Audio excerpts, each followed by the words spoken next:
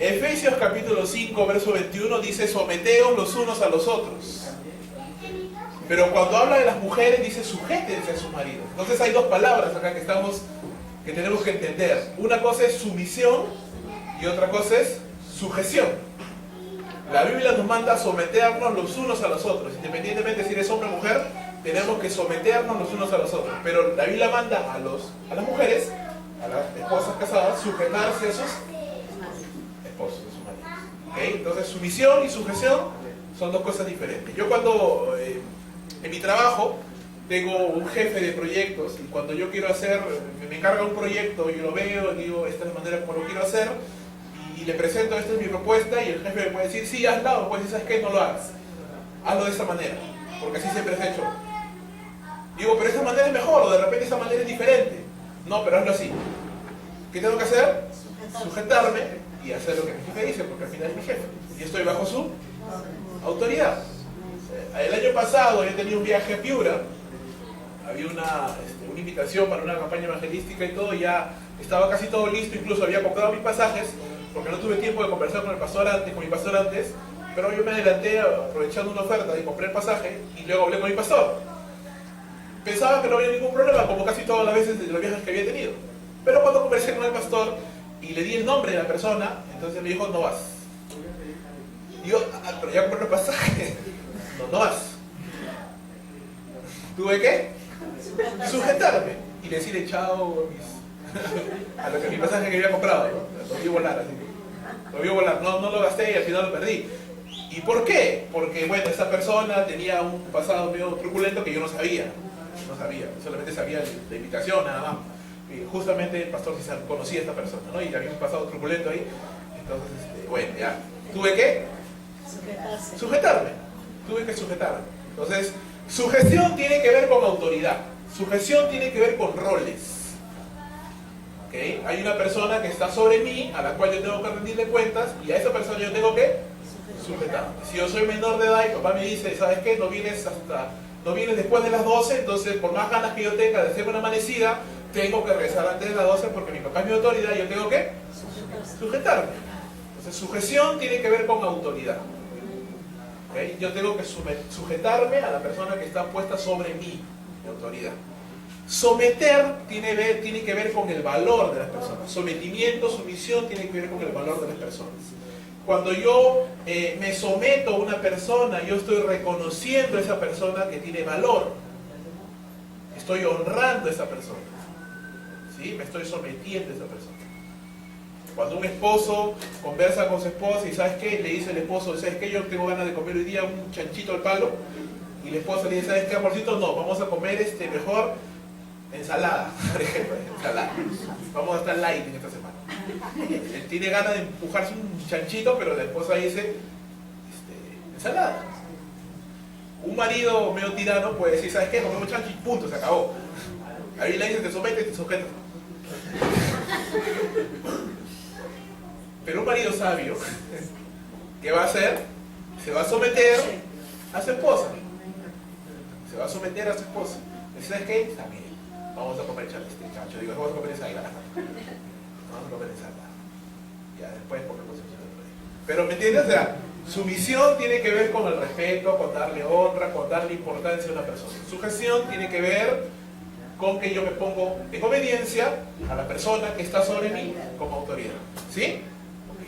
Entonces, ¿cuál es el diseño de Dios? ¿Qué es lo que Dios dice? Bueno, no vamos a leer todos los versículos porque nos faltaría el tiempo, pero la Biblia nos dice en 1 Corintios capítulo 11, que 11 verso 3, vamos un poquito por ahí por favor, 1 Corintios 11 verso 3 dice: pero quiero que sepas que Cristo es la cabeza de todo varón, y el varón es la cabeza de la mujer, y Dios la cabeza de Cristo.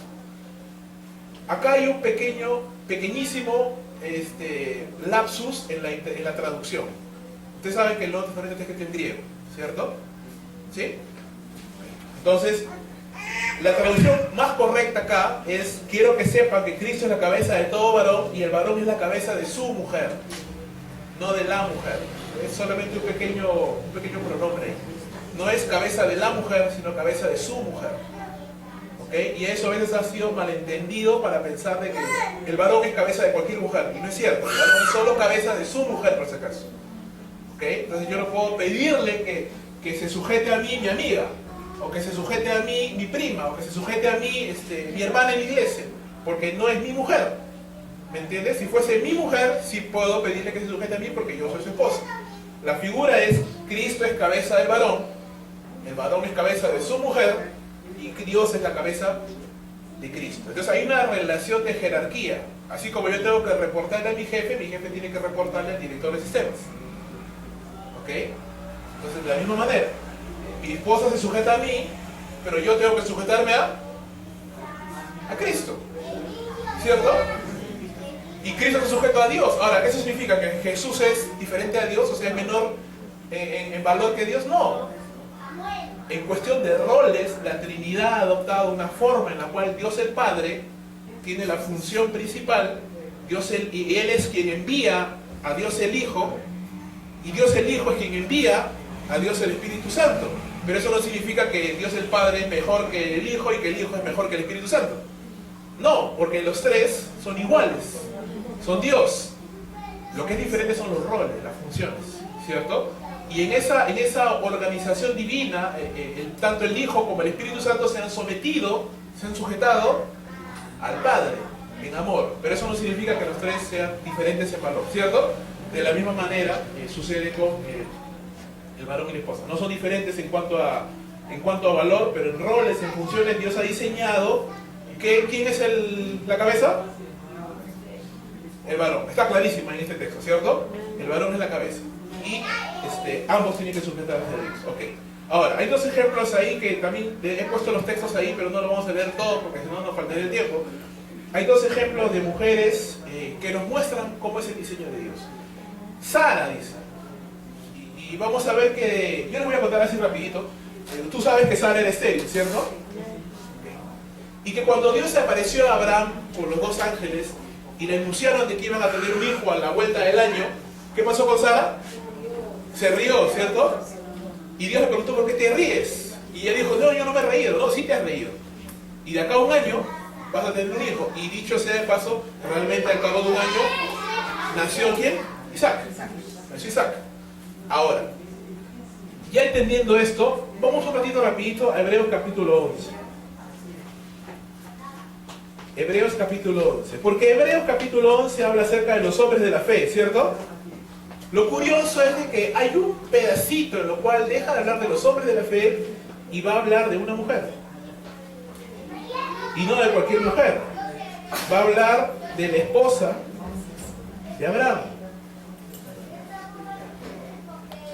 Desde el verso 8, Hebreos 11, el verso 8, está hablando acerca de Abraham. ¿Ok? Y un momento en el verso 11, deja de hablar de Abraham. Y mira lo que dice, por la fe también la misma Sara, siendo estéril, recibió fuerza para concebir y dio a luz aún fuera del tiempo de la edad, porque creyó que era fiel quien lo había prometido. Y luego sigue hablando otra vez de Abraham. Yo te hago una pregunta. La Biblia dice porque creyó, pero la Biblia dice en Génesis que ya se rió. Y no creyó. ¿Qué pasó? ¿La Biblia se equivocó? No. Lo que sucede es que en algún momento de la vida de Sara, ella pasó de la incredulidad a la fe. Y Hebreos capítulo 11 resalta que ella creyó que era fiel quien le había prometido, aunque en un momento él se rió. Ahora, particularmente creo, cuando tú lees todo el Hebreos 11 acerca de Abraham, particularmente creo que fue la influencia de su esposo la que provocó que ella creyera. Porque antes que hablar de Sara, la Biblia habla de Abraham y dice que Abraham creyó en esperanza contra esperanza, a pesar de que su cuerpo estaba casi muerto. Abraham creyó. Y la fe de Abraham influenció en la fe de su mujer. De tal manera que pasó de la incredulidad, de la risa, a la fe.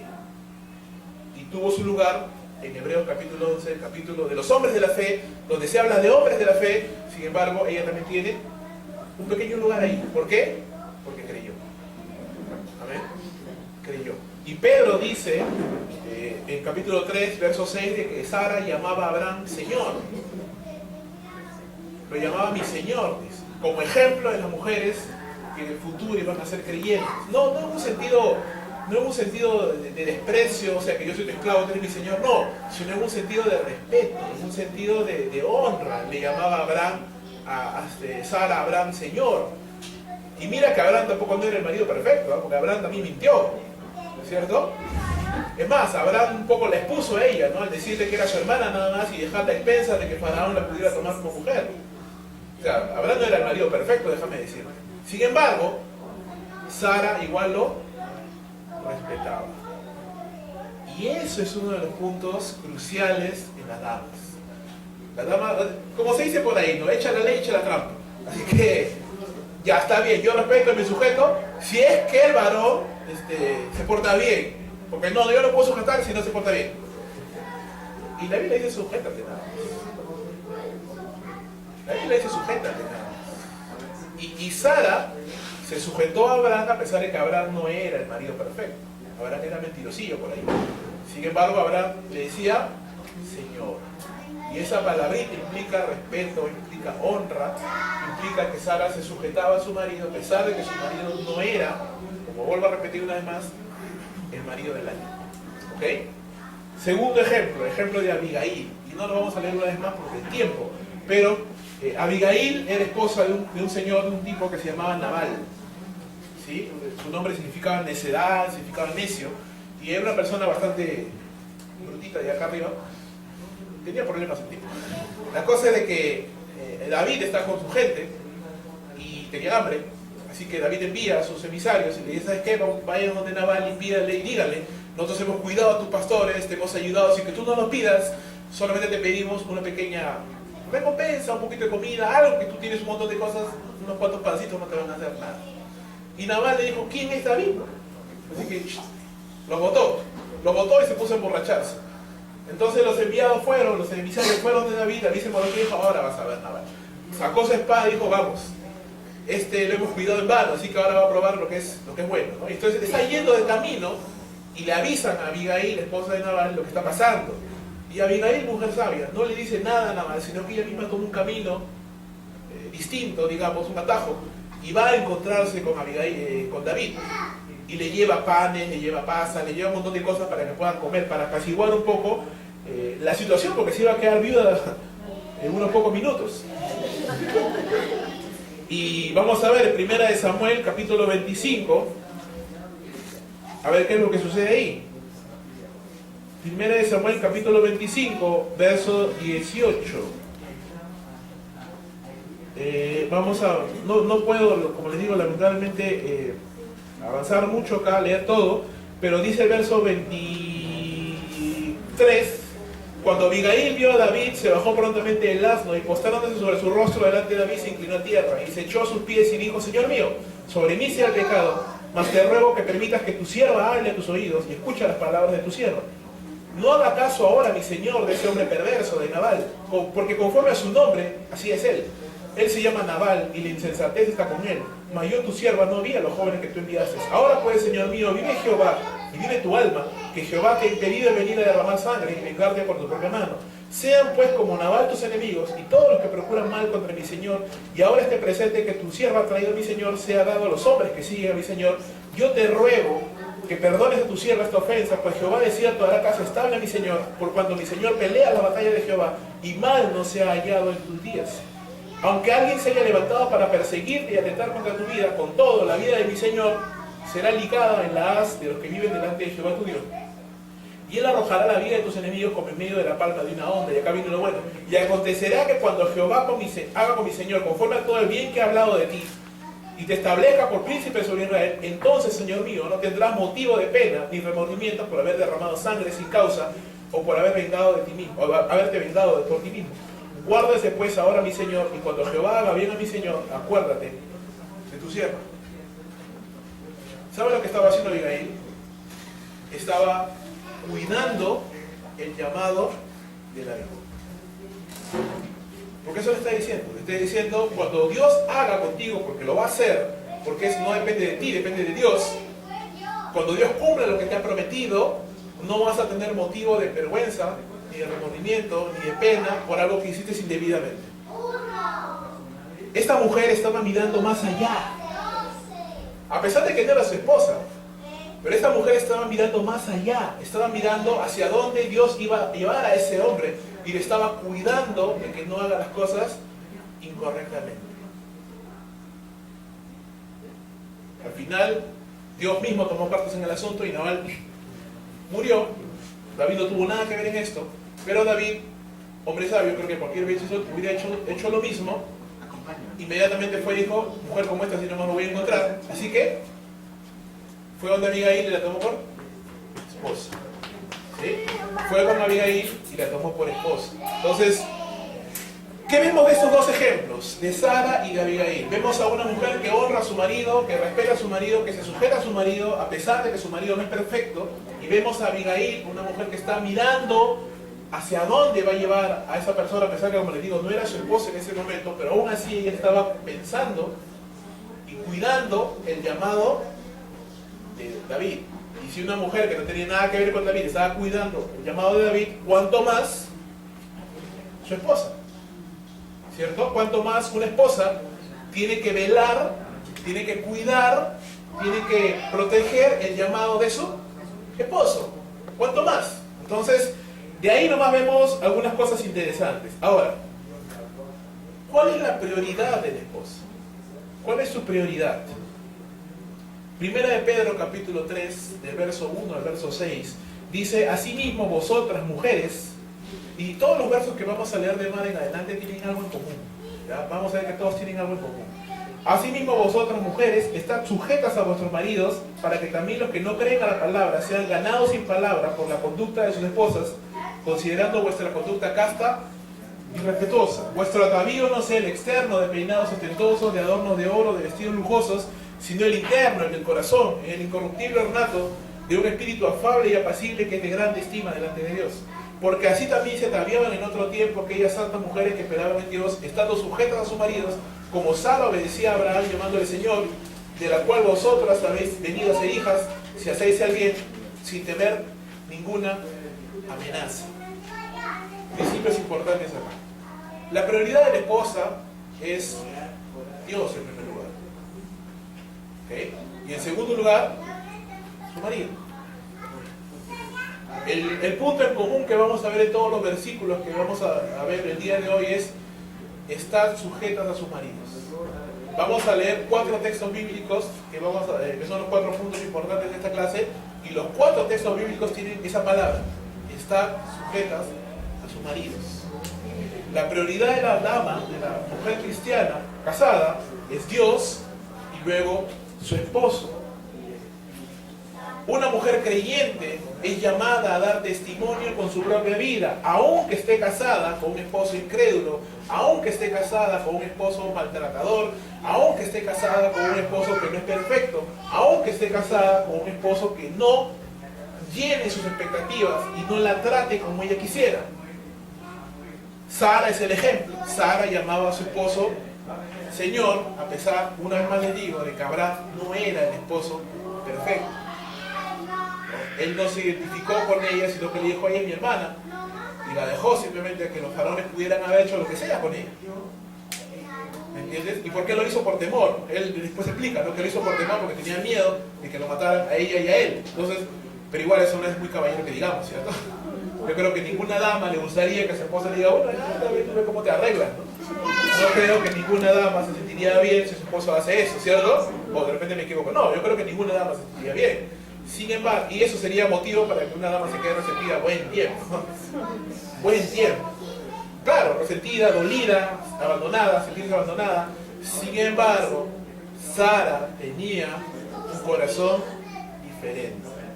Hubo una transformación. A veces muchos nos enfocamos en la transformación que ocurrió en Abraham. Y realmente ocurrió una transformación en Abraham. Dios obró en la vida de Abraham. Pero Dios obró también en Sara, por si acaso. Sara también, igual que Abraham, salió de Ur de los Caldeos sin saber a dónde iba. Sara también, y encima era estéril.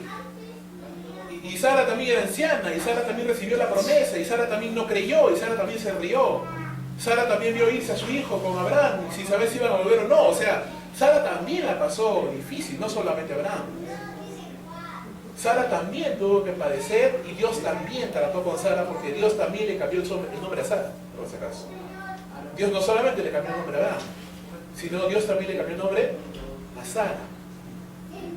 Y ese cambio de nombre significa que Dios cambió su identidad, trató con su vida de tal manera que esta mujer llegó a ser la mujer de Hebreos 11, que dice que creyó que era fiel quien lo había prometido, una mujer de fe, una mujer de fe, a pesar de su edad, a pesar de su esterilidad. ¿Qué más? Un espíritu afable y apacible, belleza interna, paz y gozo. ¿Qué diferencia con la mujer rencillosa? Dice la Biblia en el libro de Proverbios que como gotera continua es la mujer rencillosa, la que está buscando pleito. Dice la mujer sabia edifica su casa, mas la necia con sus manos la derriba. No hay peor enemigo que estar en la misma casa. Si es una mujer necia, una mujer pleitista, una mujer que solo le ve lo negativo, que solamente critica, que solamente sabe ver lo malo, entonces esa casa no tiene futuro. Ya les he mencionado creo la semana pasada de que no hay peor cosa para un varón. En la calle te pueden decir de todo, pero una sola palabra de tu esposa te puede levantar o te puede hundir. Te pueden criticar en el trabajo, te pueden vacilar, te pueden decir lo que sea. No importa. Pero una crítica dirigida a tu esposa te dirigida donde más te duele, te tumba a un varón. ¿Sí? Entonces, ¿qué es lo que dice la Biblia? Dice un espíritu afable y apacible, no un espíritu rencilloso, no un espíritu contencioso, ¿no? Que quiere pelear y quiere tener razón, sino afable, apacible, calmado, tranquilo, que ponga paz en el hogar. ¿Entiendes la idea? Uno llega del mundo, del trabajo, del ministerio, qué sé yo, cargado, cansado, y tu casa debe ser pues un oasis, ¿no? Un remanso de paz. Y yo sé que en casa hay problemas, o sea, no es que no haya problemas, sí hay problemas, y muchas veces son agotadores, y son cansados, pero ahí tiene que trabajar el equipo, son una sola carga. Pero lo primero que tiene que encontrar el esposo es paz. Y cuando esa maquinita comienza a funcionar y hay paz y tranquilidad, entonces el varón, en obediencia a la clase anterior, tiene que amar a su esposa, y si ve que su esposa está cansada, tiene que, a pesar de que él esté cansado, tiene que sacrificarse por ella y ayudarla. Y la mujer tiene que respetar a su marido y amarlo, y así funciona el círculo, ¿cierto? Se rompe uno de esos dos ejes y se malogra todo. La mujer deja de respetar a su esposo y ya no le va a dar paz. Y sin paz y sin tranquilidad, el esposo no va a amar a su mujer, o si el esposo no ama a su mujer de frente, simplemente se rompió el círculo y ya se rompió el diseño y la armonía que Dios quería para el hogar. ¿Me dejo entender? Entonces ya no funciona. ¿Qué más? Sara, como ejemplo de una mujer creyente, dice la Biblia que ella era confiada en Dios. Dice sin temer ninguna amenaza. ¿Okay? Una mujer que tiene su confianza en Dios depende de Dios y no de su marido. Hay que tener claro allí, o sea, tu esposo no es Dios. Tu esposo no te va a llenar el alma como Dios. Tu esposo no te va a sustentar como Dios. Tu esposo te va a suplir las necesidades afectivas, emocionales, físicas, pero no es Dios. Y no puedes depender de tu esposo como dependerías de Dios, porque eso sería idolatría, ¿cierto? Sería idolatría. Tienes que trabajar con tu esposo, pero no depender de tu esposo. De la misma manera, el varón no puede depender de su mujer, ni esperar que su mujer llene su vida de tal manera que lo haría Dios. Ambos tienen que depender de Dios. ¿Y por qué Pedro, inspirado por el Espíritu Santo, no te olvides eso, por qué Pedro hace hincapié en que Sara no temía ninguna amenaza? Yo creo que está recordando la época en que a la pobre Sara fue abandonada por Abraham, a los faraones. ¿Y qué dice? ¿Qué pasó con Sara? No tenía temor. Sara era una mujer que aprendió en el camino a tener fe. Y cuando tú tienes fe, la Biblia dice que la fe, ¿qué cosa hace? te hace confiar en Dios y ahuyenta el temor. Cuando tú tienes fe y tienes confianza en lo que Dios quiere hacer o va a hacer, no tienes temor, porque confías en Dios, ¿cierto? Una mujer confiada, una mujer que espera en Dios, no tiene temor. No tiene temor. Y esa es una de las áreas en las que las damas más luchan. El temor. Temor al que será mañana, qué vamos a comer, cómo vamos a pagar esto, me amará, no me amará. ¿Me entiendes? Temor a muchas cosas. Pero ¿qué nos dice Sara? No temía ninguna amenaza. Porque confiaba en su marido, sí, confiaba en su marido, pero más confiaba en Dios. Más confiaba en Dios. Entonces, tiene cabida los celos. O sea, hay un celo que es normal. O sea, tú no quieres que tu esposa esté hablando con todo el mundo. Y si viene alguien desconocido, abrazas a tu esposa como que, ¿qué fue? ¿Qué pasó? ¿Entiendes? Hay un celo normal, pero hay un celo ya, claro, que ya no es sano, ¿me entiendes? Que ya no es sano, que te llamo, que me llamas, que estoy viéndote los mensajes, que dónde estás, que dónde has estado, que dónde estarás, que con quién estás, que mira cómo te miró, que mira cómo te hizo. O sea, claro, hay algo que ya está mal allí. Pero el fundamento de la fidelidad en Cristo es que tú puedes confiar en tu esposa porque confías en Dios en promesura. Amén. Confías en Dios. Tú eres fiel por la obediencia a Dios. Tu esposa tiene que ser fiel por obediencia a Dios principalmente. Por último, respeto a su marido, buenas obras, ausencia de temor. Entonces, ¿cuál es la prioridad de la mujer cristiana? Dios, su carácter interno y el desarrollo de su carácter más que la apariencia externa. No está diciendo que la mujer no se pueda maquillar, no se pueda pintar, no se pueda vestir bonito. No está diciendo eso, está diciendo que la prioridad no es lo de fuera, sino la prioridad es lo de dentro. Y este texto también se ha malentendido, ¿no? Entonces, ya no es del vestido sentoso ni de nada, entonces las mujeres no me maquillo, no me visto, no me baño, nada. Si mi marido me quiere, me querrá así, oliendo a chivo viejo. No está diciendo eso. Es más, la dama tiene que vestirse bonita para su esposo. O sea, imagínate que llega tu marido a casa y tú estás con los rulos de doña Florinda ahí, con tu máscara de palta así que se ven los ojos sonados. Imagínate, pues no, o sea, me he casado con una mujer con un año, está todo verde así. Claro, o sea, no, pues, o sea, una mujer tiene que ser bonita, tiene que mostrar exteriormente lo que es interiormente, ¿cierto? Claro, pero la prioridad no es eso, porque puede verse muy bonita por fuera, muy despampanante, muy todo, pero adentro está o vacío o mal.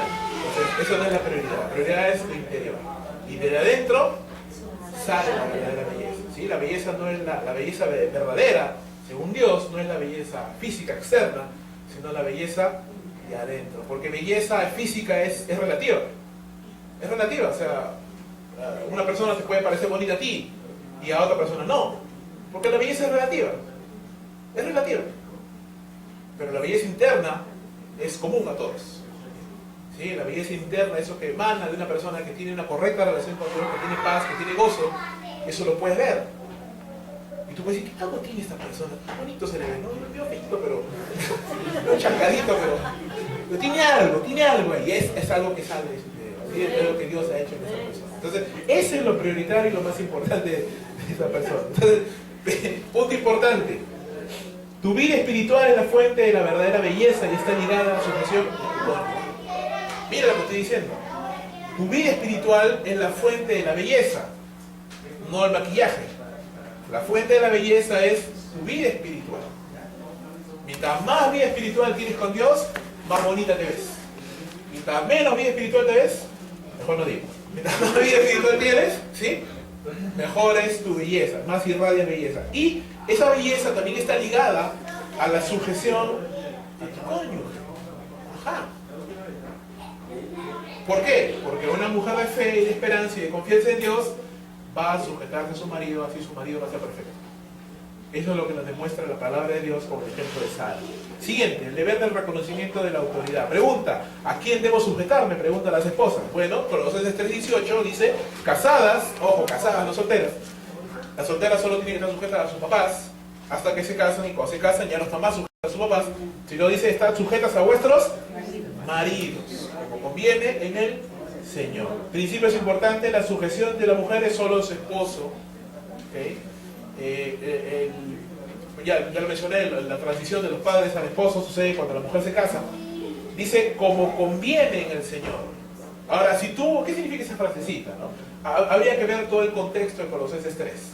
Colosenses 3 comienza diciendo que tú tienes que mirar y poner la mira en las cosas de arriba y no en las de abajo, dice Pablo. Poner la mira en las cosas de arriba donde está Cristo sentado a la diestra de Dios.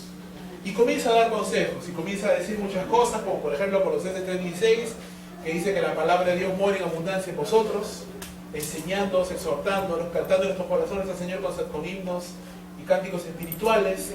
Y comienza a decir, padres hagan esto, hijos hagan lo otro, maridos hagan esto, mujeres hagan esto. Entonces, Pablo está una vez más mirando la teología, diciendo, mira arriba, mira lo que Cristo ha hecho, y mira lo que tú has sido llamado a hacer. ¿Y eso qué significa? ¿Que vas a vivir en un santuario sin tocar a nadie, santo? No. Está diciendo que si realmente has creído en Cristo, si realmente tienes una vida espiritual con Dios, eso tiene que manifestarse en la vida diaria. El hecho de que tú estás mirando a Cristo no significa que tú andas como un medium y nadie me toque porque soy santo. No. Significa de que tu vida espiritual, tu santidad se tiene que mostrar siendo un buen padre, siendo un buen hijo, siendo un buen esposo, siendo una buena esposa, siendo un buen empleado, haciendo las cosas como conviene en el Señor. Ahí es donde encaja esa frasecita. Entonces, ¿cómo debe sujetarse la mujer a su esposo? Como conviene en el Señor. ¿Qué significa? Con una vida santa, con una vida mirando a Dios, no mirando los defectos del otro. Esa es la mejor manera. ¿Quieres no mirar los defectos de tu marido? Mira al Señor. Mira al Señor. Porque te cuento, Él no es perfecto. Y tú tampoco. Ojo. Claro. Es verdad, tu marido no es perfecto, o no va a ser perfecto, así que todavía no estás casado, pero tú tampoco. Es más, el matrimonio es la unión de dos pecadores, rescatados por la gracia de Dios, que se embarcan en un camino de ser transformados progresivamente. ¿Okay? Inevitablemente, como son pecadores, y vivimos en un mundo caído, no es perfecto. Ojalá fuera perfecto, como el matrimonio de Adán y Eva, que dice la Biblia que estaban desnudos y no sentían vergüenza. Había completa intimidad, perfecta unión, perfecta compenetración, perfecto todo, el matrimonio perfecto. Pero eso se quebró. Y vivimos en un mundo caído. Y yo estoy caído, mi esposa está caída. Pero aún así, Dios nos ha llamado a unirnos en una sola carne. ¿Con qué propósito? Y hay un libro muy bonito que estaba leyendo, que leí hace mucho tiempo y lo estaba volviendo a leer de nuevo, y dice lo siguiente: si tú quieres servir a Jesús, lo mejor que podrías hacer es quedarte soltero, porque tendrías más tiempo y podrías hacer muchas cosas. Pero si tú quieres ser como Jesús, no hay mejor cosa que casarte, porque el matrimonio va a sacar a la luz aspectos de tu vida que jamás podrías conocer estando soltero. Porque estando soltero tú chapas tus chivas y te mueves donde tú quieres. No tienes que rendir cuentas a nadie, no tienes que convivir con nadie, no tienes que nada. Tú mismo eres, donde caes, si te mueres por ahí, no importa, estás solo, no, nadie depende de ti, tú no dependes de nadie, o sea, estás solo. O sea, en ese sentido hay más libertad, es cierto. Pero si tú quieres ser como Jesús, quieres que tu carácter crezca a semejanza del Hijo de Dios, decía este libro y me pareció un bonito pensamiento, es muy cierto. No hay mejor cosa que casarse, porque el matrimonio cristiano va a sacar a la luz aspectos de tu carácter que tú no conocías. Y Dios va a obrar en tu vida también de esa manera. ¿Okay?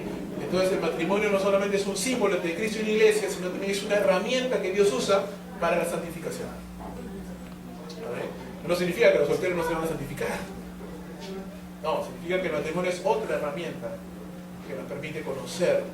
Y yo he conversado con muchas personas que recién han sido padres y cristianos, y me dicen, tú realmente no entiendes el amor de padre hasta que eres padre. Ahí realmente entiendes cómo Dios ama a sus hijos. Mientras tú eres padre, tú ves un niñito por allá, qué bonito, ya chucho. Pero cuando eres papá, cuando eres padre, es diferente.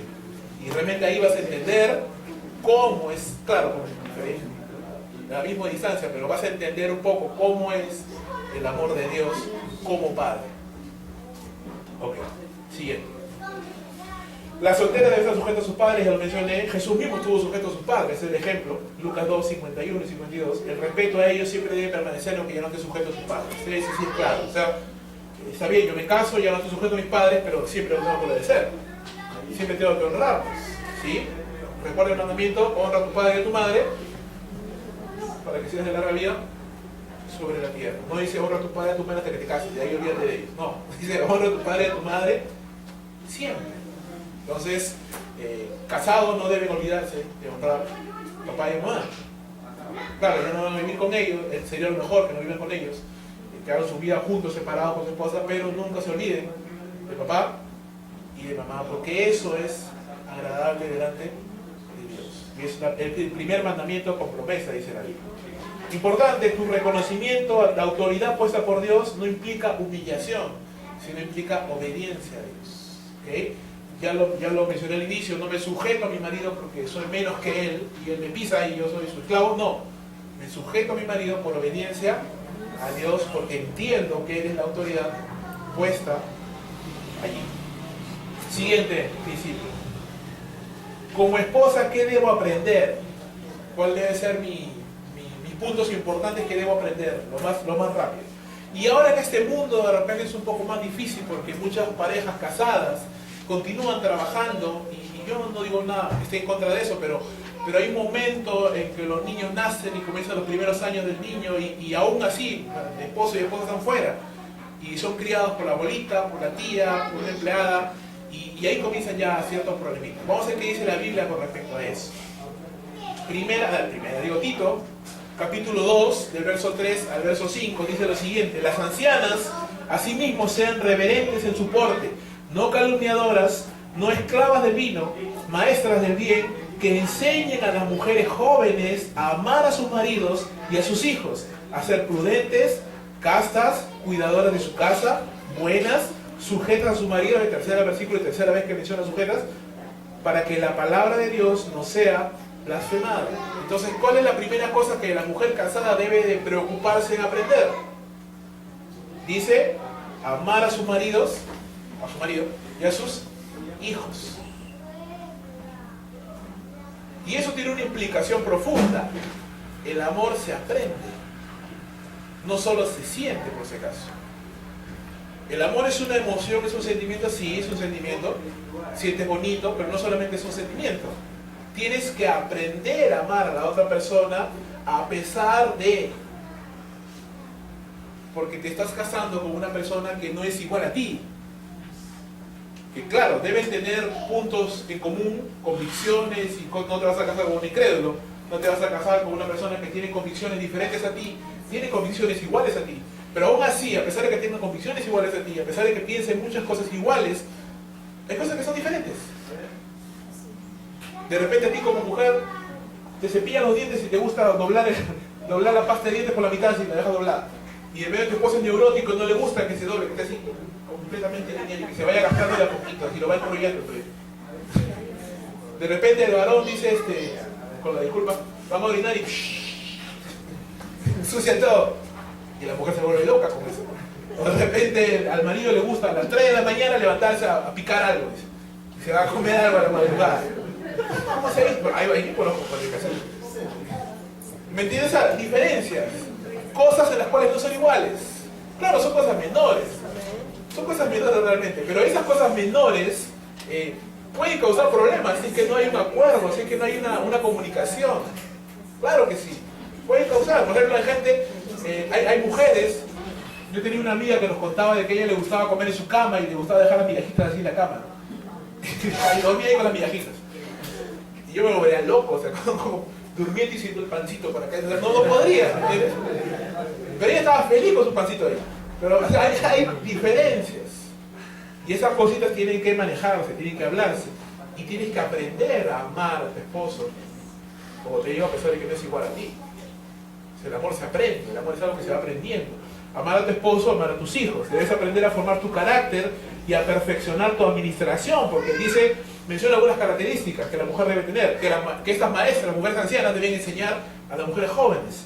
Dice, a ser prudentes, o sea, hablar con criterio, hablar con cariño, comportarse bien, ¿no? Sabiamente, hacer castas, estamos hablando de no ser inmorales sexualmente, o sea, no estoy coqueteando a uno, a otro, otras cosas peores, estoy casada ya, cuidadosa de su casa, dice, es una buena administración de su hogar, ser una buena administradora, buenas, sujetas a sus maridos. Entonces, y eso nos dice otra cosa también. ¿Dónde las mujeres deben aprender a ser buenas esposas? En la iglesia. ¿De quién? De las hermanas mayores. ¿Me entiendes la idea? Ese es el mandamiento de Dios. ¿Dónde deben aprender las jovencitas, los adolescentes, que están soñando con el príncipe azul, que va a venir en su caballo y va a... ¿Dónde van a aprender? Acá. ¿Dónde van a aprender las niñas, las jovencitas? ¿Dónde van a aprender? Las que están comenzando a salir con un chico y ¿qué van a hacer? ¿Y cómo se comportar? ¿Dónde van a aprender? ¿En la calle? ¿En esto es guerra? ¿En combate? ¿En el show de peluchín? No, ¿dónde van a aprender? Acá, en la iglesia. Acá tienen que aprender. Ahora, yo como hermana mayor tengo que preguntarme, ¿mi vida realmente podría servir de testimonio? ¿Puedo decir con autoridad sentarme y decirle, mira, ven, así son las cosas? Es una espada de los filos, ¿cierto? Yo como hermana mayor tengo que tener la autoridad y la sabiduría de Dios para saber enseñar. Y las pequeñas, las jóvenes, tienen que saber que aquí en la iglesia, donde Dios ha establecido, que se debe aprender cómo ser una buena esposa. Entonces tenemos bastante tarea, ¿no? ¿Sí? Algo hemos perdido con el tiempo, hermanos, en la iglesia, y eso es un peligro. Como iglesia en el mundo moderno hemos perdido que de alguna u otra manera estamos olvidándonos de los principios más importantes de la palabra de Dios y pensamos que la iglesia solamente es hacer el culto del domingo y se acabó. Y realmente el culto es la parte más pequeña de la vida de la iglesia. La iglesia debe vivir todos los días. Recuerden que si vamos a ver el modelo de la iglesia en Hechos capítulo 2, vemos que los creyentes se reunían todos los días. En el templo y en las casas. Comían juntos con alegría, sencillez de corazón, alababan a Dios, aprendían, testificaban. Entonces la iglesia siempre tiene que estar activa, no necesariamente en un culto, pero sí en las células, sí evangelizando, sí orando por misioneros, enviando a las misiones, enviando a la predicación de la palabra. ¿Me entienden la idea? En esa dinámica de vida es que los dones comienzan a fluir. Y es ahí donde podemos ver hermanas que dice acá que sean maestras del bien. Hermanas capacitadas por el Espíritu Santo para enseñar a la siguiente generación cómo ser buenas esposas, buenas madres, buenas hijas de Dios. Amén. Okay. Sigamos. Importante entonces. Tu carácter, administración y sujeción como esposa se deben aprender. Claro, nadie nace siendo buena esposa. Nadie nace siendo buena madre. Se tiene que aprender. Yo me había olvidado de esto. La parte final de Tito 2, de 3 a 5 dice: sujetan a su marido para que la palabra de Dios no sea blasfemada. ¿Qué significa eso? Tu testimonio como esposa afecta el testimonio del Evangelio. ¿Ok? Tu testimonio como esposa afecta el testimonio del Evangelio. Dice que la palabra de Dios puede ser blasfemada cuando una mujer no es sujeta a su marido. ¿Ok? Cuando la mujer quiere sobrepasar por encima de su marido, avasallarlo y hacer lo que ella quiere, la palabra de Dios es blasfemada. Porque claro, estás yendo en contra del diseño de Dios. ¿Sí? Y surgen muchas preguntas, ¿no? ¿Cómo me sujeto a un hombre que no tiene iniciativa, que no es proactivo, que está inclinado? Yo le digo, vamos para acá, ¿no? Vamos para allá. Que no tiene ese liderazgo. Ya, eso vamos a esperar a la siguiente clase, porque en la siguiente clase vamos a hablar un poquito de cómo fue el diseño original de Dios y vamos a hablar sobre todo cuáles son los efectos después de la caída. Y ya han sucedido dos grandes efectos después de la caída. El primero es que el hombre ha perdido su capacidad de liderazgo. y el hombre ahora cae en la pasividad. Y la mujer más bien ha perdido esa capacidad de sujetarse a su marido y no quiere ahora tener el control. Entonces, esos son dos grandes efectos del pecado, de la caída, después de la caída, que han afectado a hombres y a mujeres. Y tenemos que aprender eso para poder sobrellevarlos, corregirlos y enfocarnos en el objetivo principal del matrimonio. ¿Cuál es el objetivo principal del matrimonio, hermanos? La gloria de Dios. ¿Okay? Es la gloria de Dios. Y vamos a ver qué significa eso. Significa muchas cosas. Eso lo vamos a hacer el próximo domingo. La cabeza de la iglesia, la cual es su cuerpo, y Él es su Salvador. Así que como la iglesia está sujeta a Cristo, así también las casadas estén sujetas a sus maridos en todo. La clase anterior, cuando hablamos acerca del deber del varón, del esposo para con su esposa, vimos de que Pablo, en este mismo pasaje de Efesios capítulo 5, miró hacia la teología y vio el sacrificio de Cristo. Vio el pago que el Hijo de Dios había hecho por tu pecado y por el mío. Así como en el video se ve esa bola de fuego que es parada por la cruz de Cristo, porque Él detuvo la ira de Dios para que no cayese sobre la humanidad, sino que Él pagó la carga de todo el pecado, la condena del pecado. Él se sacrificó por su iglesia. Él derramó su sangre por su iglesia como el sacrificio único, suficiente y perfecto. Y en ese acto de amor, Él levantó a su iglesia, y dice la Biblia que en Efesios 5, de que Él la ha lavado, la ha purificado, con el único propósito de presentársela a sí mismo, una iglesia santa, sin mancha, que no tenga arruga. Ese es el propósito de Cristo para con su iglesia. Y ahora vemos el otro lado. Ahora vamos a ver que Pablo está diciendo que las casadas deben estar sujetas a sus maridos, y la palabra clave acá es como al Señor. De la misma manera, eso es como está comparando. Así como la mujer debe sujetarse a Dios, debe sujetarse también a su marido. Y ahí comienza a entrar otra vez en la teología, porque él dice, porque el marido es cabeza de la mujer. Esa es la primera razón por la cual una mujer tiene que sujetarse a su marido. Una mujer debe sujetarse a su esposo, uno, porque el marido es su cabeza. Es el diseño y es el orden que Dios ha establecido. Segundo lugar, así como Cristo es cabeza de la iglesia, la cual es su cuerpo, y Él es su Salvador. La segunda razón por la cual una mujer debe sujetarse a su marido es porque Cristo es cabeza de la iglesia, es el Salvador de la iglesia, y así como la iglesia agradecida está sujeta a Dios, de la misma manera la mujer debe estar agradecida, sujeta a su marido. ¿Por qué? Porque, repito una vez más, el matrimonio es el símbolo que anuncia al mundo lo que Cristo ha hecho por su iglesia. Un matrimonio bíblico, un matrimonio sano, un matrimonio conforme a la palabra de Dios, que agrada a Dios, está anunciando al mundo el Evangelio. ¿Por qué? Porque está mostrando el amor sacrificial que Cristo dio por su iglesia en la persona del marido amando a su mujer. Y la gratitud y el amor que siente la iglesia por Cristo, que le sirve a Cristo y le obedece a Cristo en gratitud, debe estar reflejada en la gratitud y el amor y el respeto y la sujeción de la mujer hacia su marido. El matrimonio es algo profundo, hermanos. Es algo profundamente espiritual. Profundo y profundamente espiritual. Es un símbolo, una vez más les digo, es un símbolo, es un modelo. El marido es cabeza de la mujer como Cristo es cabeza y Salvador de la iglesia. La iglesia está sujeta a Cristo, así las casadas a sus maridos en todo. Implica gratitud, obediencia, respeto, honra e intimidad profunda. Entonces cada vez que tú pienses en tu matrimonio, por eso les mostré ese video. En ese video ese joven recibía al Señor y su vida cambió por completo. Todo lo demás, lo material ya no le importaba, solamente estaba pensando en Cristo. Y este joven se va a las misiones y en las misiones lo amenazan de muerte y él comienza a recordar lo que Cristo hizo por él. Y al recordar lo que Cristo hizo por él, la sangre derramada, el ser salvo de la ira, porque hermanos, ni tú ni yo tenemos poder para ser salvos por nosotros mismos. Y si no fuese porque Dios tocó nuestro corazón, seguiríamos rumbo al infierno. Y si no fuera porque Dios tocó tu corazón y tocó el mío, seguiríamos rumbo al infierno, hermanos. Pero Dios llegó a nuestras vidas. Y en esa gratitud es que este joven dice, ¿sabes qué? No me interesa nada. Todo lo que tengo es Cristo. Él es la razón fundamental de mi vida. Y Él entrega su vida por causa del Evangelio. ¿Qué quería mostrarles con este video, hermanos? Si tú no te sientes agradecido con Dios después de haber visto este video, entonces no sé de qué estamos hablando.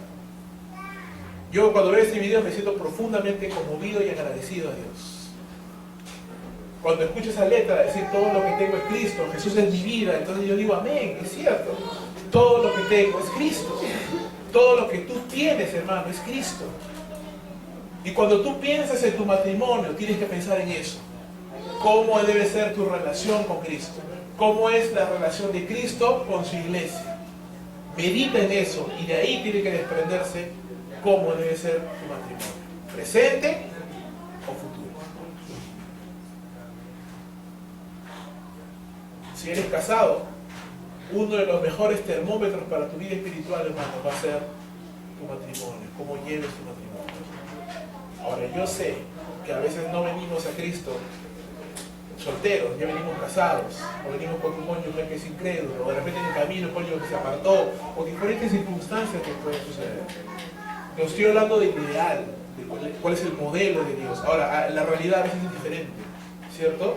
Y la palabra de Dios también considera eso. Por eso justamente da consejos a las mujeres, por ejemplo, que están casadas con hombres incrédulos, ¿no? Y que dice que con su conducta ganen a sus esposos. Entonces, a veces la realidad no es exactamente igual, pero a lo que voy es que oremos a Dios, preparémonos, a los que no se han casado aún, no se hemos casado aún, porque ese es el modelo. Y los que ya están casados, oremos, hermano, para que Dios nos dé fortaleza, poder, paciencia, amor verdadero, para que nuestro matrimonio se conforme cada vez más al ideal que nos enseña la palabra de Dios. ¿Qué es lo importante acá? Así como es tu obediencia al Señor y tu relación con Él, así debe ser tu relación con tu marido. Debes sujetarte a Él porque Él es símbolo de la obediencia, porque es símbolo de la obediencia de la iglesia de Cristo y porque de esa manera expresas también tu sujeción a Dios. Entonces, yo no puedo decir, varón, estoy caminando en santidad, estoy obedeciendo a Dios, estoy agradándole a Dios, si no estoy amando a mi esposa de la manera que Cristo amó a la iglesia. Si no me estoy sacrificando por mi esposa, poniendo sus intereses y no los míos en primer lugar, entonces no, en la verdad, no estoy agradando a Dios. Poder cantar, saltar, brincar, predicar 24 horas al día, no estoy agradando a Dios. Punto. Así es. Yo no puedo decir como mujer creyente, estoy agradando a Dios, estoy sirviendo a Dios, estoy caminando en santidad, si con mis palabras, con mis pensamientos, con mi mirada menosprecio, critico, denigro a mi esposo. Si no le obedezco, si no le respeto, si él es objeto de mis críticas, de mis burlas, de mis dobles sentidos, de mi sarcasmo, no estoy agradando a Dios. Podré cantar, enseñar a mis niños, hacer muchas cosas, pero no estoy agradando a Dios. Porque uno de los termómetros más importantes de mi vida espiritual es cómo yo trato a la persona que convive conmigo a las 24 horas al día, que me conoce mejor que lo que me conoce mi pastor, que me conoce mejor que lo que me conoce cualquier hermano en la iglesia, o sea, mi cónyuge. Si a él no le estoy dando el respeto, el amor que la Biblia me manda que le dé, entonces estoy fallando en poder hacer más, estoy invirtiendo en las prioridades. Y hermanos míos, matrimonios fuertes hacen iglesias fuertes. ¿Dónde van a encontrar los jóvenes inspiración para sus vidas? En matrimonios sólidos dentro de la iglesia. Parejas que les enseñen a los más jóvenes cómo se debe vivir. Matrimonios jóvenes o mayores que les enseñen a la siguiente generación cómo se hacen las cosas, cómo se vive de acuerdo a la voluntad de Dios. Es un terrible error y una terrible desgracia que jóvenes y adolescentes, creyentes, tengan que buscar en internet, tengan que buscar en sus amigos incrédulos cómo se debe llevar una relación, cómo se debe llevar un matrimonio, haciéndolo escondidas cuando deberían hacerlo acá. Y acá la iglesia debe de enseñar, debe de promover, debe de cuidar a sus jóvenes, porque si no cuidas, hermano, a la siguiente generación, vas a perder esa generación. La vas a perder. Y una vez que los jóvenes comienzan a involucrarse en otras cosas, es bien difícil que puedan regresar. Y cuando regresan heridos, regresan dolidos, porque han experimentado lo que el mundo ofrece, y lo que el mundo ofrece no es ni la sombra de lo que realmente es el matrimonio como Dios lo diseñó. Una fuente de gozo, de paz, como hemos leído en Proverbios capítulo 5, ¿recuerdan? Alégrate con la mujer de tu juventud, gózate con eso. Sé bendito, bendito sea tu manantial, dice el Señor, alégrate con la mujer de tu juventud. Ese es el diseño de Dios, gozo, paz. Pero el mundo no ofrece eso, hermanos. En el mundo hay infidelidad, en el mundo hay dobles caras, en el mundo hay engaños, en el mundo hay adulterio, fornicación, embarazos no deseados, abortos, muchas cosas. Y cuando los jóvenes van y eso, y luego regresan dolidos, regresan dañados, regresan habiendo perdido muchos años, que pudieran haberlos aprovechado acá.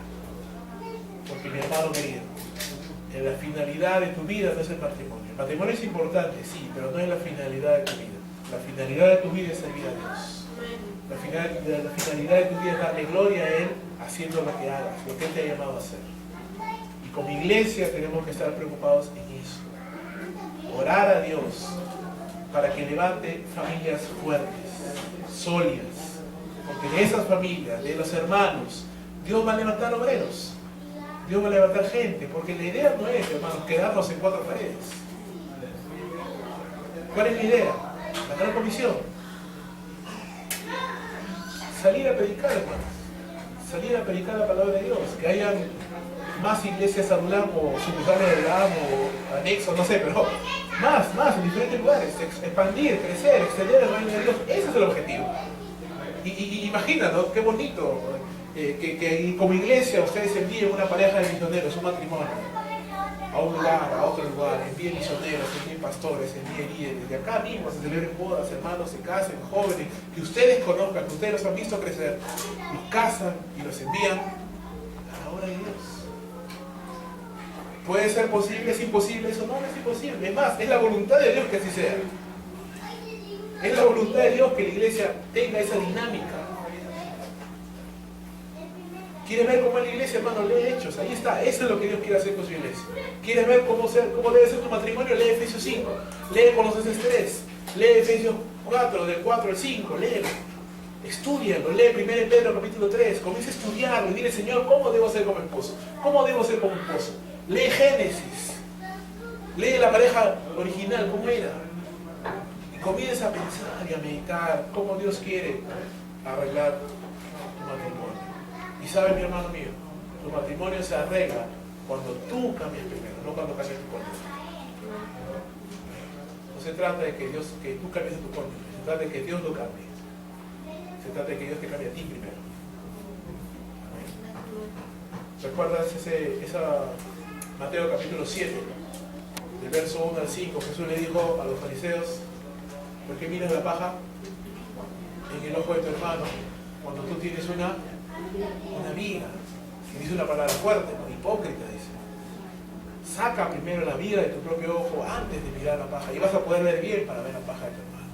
Y a veces somos expertos en mirar el error del esposo, ¿no? Miren, es así, es así, esto y la verdad. Y no nos miramos a nosotros mismos. Y la Biblia no manda eso. La Biblia manda, examínate a ti mismo en primer lugar. Ponte a cuentas con Dios. Él se va a encargar de tu marido, Él se va a encargar de tu esposa, Él se va a encargar de tus hijos, de tu casa, cuando yo me pongo en correcta relación con Él. Y yo le doy gracias a Dios porque Él va a obrar en mí. Y como Sara, en respeto sigo llamando a mi marido Señor, aunque no sea mi marido perfecto.